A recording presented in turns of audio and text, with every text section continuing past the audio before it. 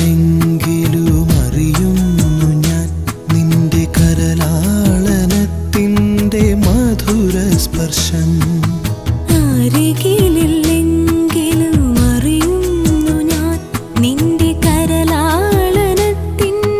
മധുര സ്പർശം.